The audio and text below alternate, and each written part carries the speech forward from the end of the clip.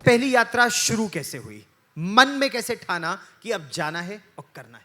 बहुत औचक सा है। मैं उन दिनों मुंबई में था और मुंबई में किसी वजह से मुझे दिल्ली आना पड़ा, तो थोड़ा मन ख़राब था और मुझे ये था कि निकलना है अब कहीं। और मेरे एक दोस्त का फ़ोन आया कि आदि कैलाश चलोगे? और इससे पहले मैंने इतना लंबा ट्रैवल कभी नहीं किया था। 18 दिन का ट्रैक और इतनी ऊंचाई पर मैं पहले कभी नहीं गया था। तो मैंने कहा आइडिया अच्छा है, चलते हैं। और बस ऐसे ही एक औचक किसी रात फितूरी मन का फैसला था और पहुंच गए आदि कैलाश। क्या ट्रैवल करने के लिए नीरज ये होना जरूरी है कि मेरा करियर इंपॉर्टेंट नहीं है, मेरा जीवन इंपॉर्टेंट नहीं है, मुझे तो यात्रा करनी है, क्योंकि जो पाठ मुझे यात्रा सिखाएगी वो पाठ मैं दफ्तर में नहीं सीख पाऊंगा, वो जीवन का पाठ है।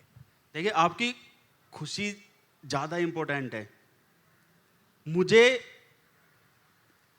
नौकरी करते करते 8 साल बाद 7 साल बाद ये फील हुआ कि मैं अपनी ज़िंदगी में करने क्या जा रहा हूँ, मुझे आता क्या, मैं करता क्या हूँ। दफ्तर में मुझे कुछ फाइलें भरनी आती हैं बस। कल अगर मेरी नौकरी नहीं रहेगी तो मैं क्या करूँगा? किसी से ये बताऊँगा मैं कि मुझे फाइल भरनी आती है, मुझे एक्सेल शीट भरनी आती है? तो ये चीज़ें दिमाग में चलती थी कि यार कुछ ना कुछ तो ये दफ्तर के अलावा भी, ऑफिस के अलावा भी कुछ और ज़िंदगी है। ये सब चलता था दिमाग में। यहां कितने दर्शक हमारे हैं जो इस तरह का जीवन जीना चाहते हैं कि मन किया तो मोटरसाइकिल उठाई और निकल गए, कार उठाई निकल गए? कितने लोग ऐसा कर पाने में सक्षम हैं? हाथ उठा के बताइए, जो सक्षम भी हैं कर पाने में। देखिए, इच्छा बहुतों की है, सक्षम बहुत कम है, क्योंकि रिस्पॉन्सिबिलिटी इतनी आती है। आप चलिए, मैं उस कंपनी का नाम नहीं लूंगा जिसमें आप काम करते थे मुंबई में, जो एकाएक आप छोड़कर उस यात्रा के लिए निकल गए, तो क्या मन में वो कुंठा या दर्द या गुस्सा जरूरी है कि सब छोड़ छाड़ के निकल लो? मुझे लगता है गुस्सा ये ज़रूरी नहीं है, क्योंकि बिना मतलब गुस्सा तो एक ऐसा भाव है जो आपको कुछ नया सीखने से रोकता है। ये दरअसल वो है कि अपने कंफर्ट जोन से बाहर निकलना। क्योंकि जब हम किसी शहर में होते हैं, किसी जॉब कर रहे होते हैं, रेगुलर हमारी अकाउंट में रेगुलर सैलरी आ रही होती है, तो हम एक कंफर्ट जोन में होते हैं, जो कि ज़िंदगी के लिए ज़रूरी भी है। जो संभवतः आप और हम काफ़ी लोग उसी कंफर्ट जोन में हैं। बिल्कुल। जब मैंने इनर लाइन पास लिखी तो इनर लाइन पास एक्चुअली इसके दो मतलब हैं। एक तो ये कि वो पास जो आपको प्रोटेक्टेड एरिया में जाने के लिए चाहिए, जो गवर्नमेंट से चाहिए होता है। दूसरा ये है कि जो आपका कंफर्ट जोन है उससे निकलने के लिए भी आपको एक पास चाहिए, और वो आपको अपने अंदर से लेना पड़ता है। वो पास जब तक आप खुद से नहीं लेंगे तब तक आप ऐसी यात्राएं नहीं कर पाएंगे। सही बात है, बहुत गूढ़ ये बात है।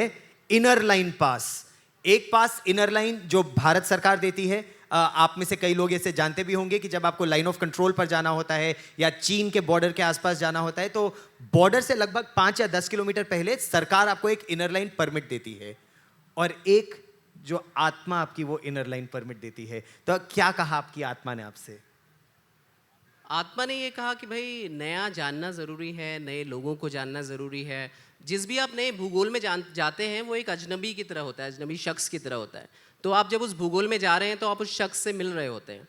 और ख़ासकर जो नेचर ऐसी बिल्कुल सुदूर जो जगह हैं, वहाँ पे तो ये होता है कि वो शख्स कैसे रिएक्ट करेगा आपको पता नहीं होता। तो हमारे साथ तो ये हुआ कि हम जब गए, अच्छी तरह से हमने आदि कैलाश के दर्शन किए, ओम पर्वत के दर्शन किए, लेकिन जब लौट रहे थे तो एक जंगल में हम लोग फंस गए।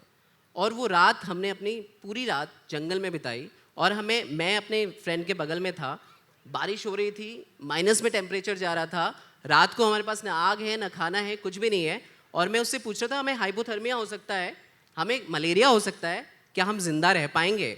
मुझे उम्मीद थी कि वो कहेगा कि हाँ हम जिंदा रह जाएंगे, पर उसने मुझसे कहा कि मुझे भी नहीं पता कि ये जो एकदम एक्सट्रीम एटमॉस्फेयर है इसको आप कैसे हैंडल करोगे, ये आपकी बॉडी को नहीं पता होता। तो वो रात हमने जिस तरह सर्वाइव की, उसके बाद मैं एक बार नागालैंड में जूको वैली में था और वहाँ काफ़ी ठंड थी। तो मुझे लगा जब वो रात सहन कर ली है तो ये रात तो बड़ी आसानी से सहन हो जाएगी। तो यात्राएं आपको एक तरह से स्ट्रॉन्ग भी बनाती हैं और इसलिए भी उन्हें करना बहुत ज़रूरी है। और दुर्गम भूगोलों में जाना वो आपको एक नया आदमी बना देता है, मुझे लगता है।